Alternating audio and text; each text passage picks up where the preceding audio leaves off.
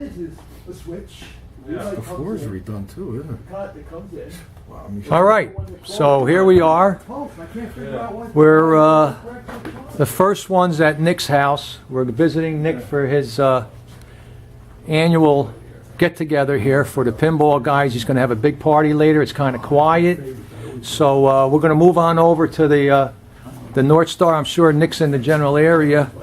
And Nick's going to tell you about this game here, what he just did to it. I mean, so here, Nick, we can just explain what this North Star is doing in this corner, how it got here, and All right, give us a little summary of this game. I mean, it's beautiful. It's while you're talking, I'm going to get a close-up, and you can tell us what you did to this game, how many hours perhaps you put into it, right.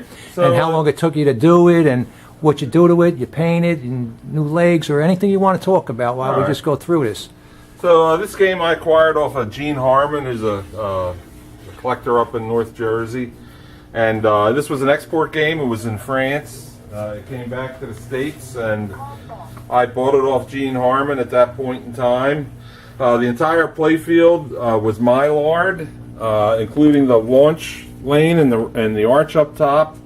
So there's absolutely no wear. It's almost the condition of an NOS playfield. The entire playfield is NOS conditioned because of the Mylar from the factory. I don't know if they did that on an export game or what the situation was, but it's got a repo back glass, and I painted the cabinet. I did the lacquer and the stencil work that Gottlieb would do, cut the stencils and hung them on the side, and also the webbing. And new side rails. I think new side rails is a beautiful thing to put on a game, especially when you're doing a full restoration. And it just plays really well. All right. Yeah, it's a great game. Sounds great, and we sure know that every game gets the same treatment, so we won't elaborate on the rest of the games as we tour through Nick's collection here in Pennsylvania. Like I said, what he explained he did to the North Star, he does to every single one of his games and then some. So we're going to move on down through the game room now. And as you can see, we're giving you a view. As you turn the corner down here in his game room, he has the puck bowler close up against the corner of the room, which normally that's where they are because they sit perfect there. And Nick's had this game from his old Warminster home. I remember playing that game down there back when Nick had a smaller home and he had the a good amount of games up. So as we move along here, we're into a 50s look game. This Universe is a really nice game, Nick. You did a great job. It's one of your older game restorations. How old is this game? I've had this game for probably 10 or 15 years. It's the entire cabinet's original artwork, with the exception of some touch-up on the front, but that's pretty much 100% original artwork. Still got the good original clear coat.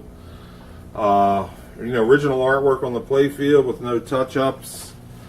And the back glass is a repo. And the plastics, I did the artwork and sent the artwork over to Mark Nimkowitz, and he reproduced them, and we sold a ton of them up on the internet. Yeah, Mark was my inspiration. I mean, I think he inspired a lot of collectors from New Jersey and New York and Pennsylvania. And is this a clear-coated playfield? No, it's a buffed-out playfield, but there's no artwork, repaints or anything like that. Awesome. Now, what about this corral? This is another game I think that was in your collection for a very long time. I remember this game. It was a game that I picked up. A guy up in North Pennsylvania. I went up to look at my first game I bought, which was Beat the Clock, and he had this game in the shed also. And so I bought two games. But this game's original cabinet artwork.